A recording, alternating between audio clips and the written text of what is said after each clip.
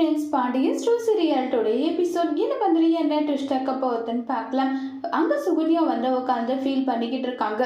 சுகன்யாவை பார்த்துட்டு அமைதியா அங்க இருந்து பழனி கிளம்பி போனதும் உடனே சுகன்யா கோவப்பட்டு பழனி கிட்ட சண்டை போடுறாங்க.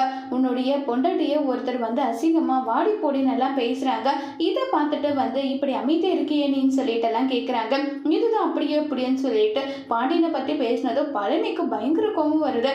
இங்க பாரு சுகன்யா, எனக்கு உன்னை பத்தியும் தெரியும், மீனாவை பத்தியும் தெரியும், தேவையில்லாமல்லாம் பேசுற வேலை எதுவும் வச்சுக்காதுன்னு சொல்லிட்டு ரொம்பவே கோவமா வந்து பேசிக்கிட்டு இருக்காங்க. கோவமா பேசினதுமே வந்து என்ன பேசுறதுன்னு தெரியாம ரொம்பவே வருத்தத்துல வந்து அங்க பழனி இருக்காங்க. என்ன நீங்க எகிரிட்டு வரீங்க, தப்பு பண்ணது எல்லாம் மீனா, உடனே இவங்க என்ன பத்தி சொன்னதும் நீங்களும் அதை நம்பிடுவீங்களான்னு சொல்லிட்டு கோபமா கேட்கறாங்க.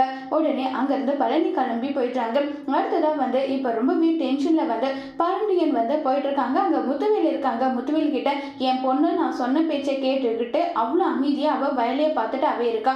அப்ப உன் தம்பி பையன் குமார் மட்டும் எதுக்காக தேவையில்லாத வம்பெல்லாம் பண்ணிட்டு இருக்காங்கன்னு சொல்லிட்டு ரொம்பவே கோபமா பேசினதோ இதுக்கு என்ன பதில் சொல்றதுன்னு தெரியாம ரொம்பவே வருத்தமா முத்துவேல் நேரா போயிட்டு சக்திவேல் முன்னாடி குமார அடி அடி நடிக்கிறாங்க. உனக்கு நான் என்னடா சொன்னேன், என் பேச்சை மீறி நீ இப்படி பண்ணிட்டு இருக்கேனா, அதுக்கு என்னடா அர்த்தம் நல்லா சொல்லிட்டு ரொம்பவே கோபப்பட்டு பேசிட்டு இருக்காங்க. இதை கேட்டு என்ன பேசுறது என்ன பண்றதுன்னு தெரியாம ரொம்பவே வருத்தத்திலையும் இருக்காங்க. உடனே சக்திவேல் வந்து என்னன்னு எதுக்காக வந்து என்னுடைய பையன் அடிக்கிறீங்க, அவங்க சொல்றாங்கன்றதுக்காக நீங்க அவங்களுடைய பேச்சை கேட்டுட்டு வந்து அடிக்கிறீங்களா நல்லா சொல்லிட்டு கோபமா பேசிக்கிட்டு இருக்காங்க. இதை கேட்டு என்ன பேசுறதுன்னு தெரியாம முத்துவேல் வந்து இன்னொரு முறை அவன் பண்ணா வீட்டை விட்டு வெளியே துரத்திடுவன் அங்க இருந்து போறாங்க. மாரியும் வந்து உன் அப்பா பேச்சை கேட்டா நீ உருப்பட மாட்டேன்னு சொல்லிட்டும் போயிடுறாங்க.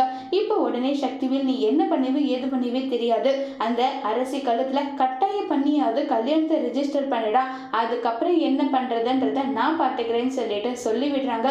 குமாருக்கு இப்ப என்ன பண்றது, பெரியப்பா சொல்றதை கேட்கறதா அப்பா சொல்றது கேட்கறதான்னு தெரியாம குழப்பத்துல இருக்காங்க. அதோட இந்த எபிசோட முடிச்சிருக்காங்க.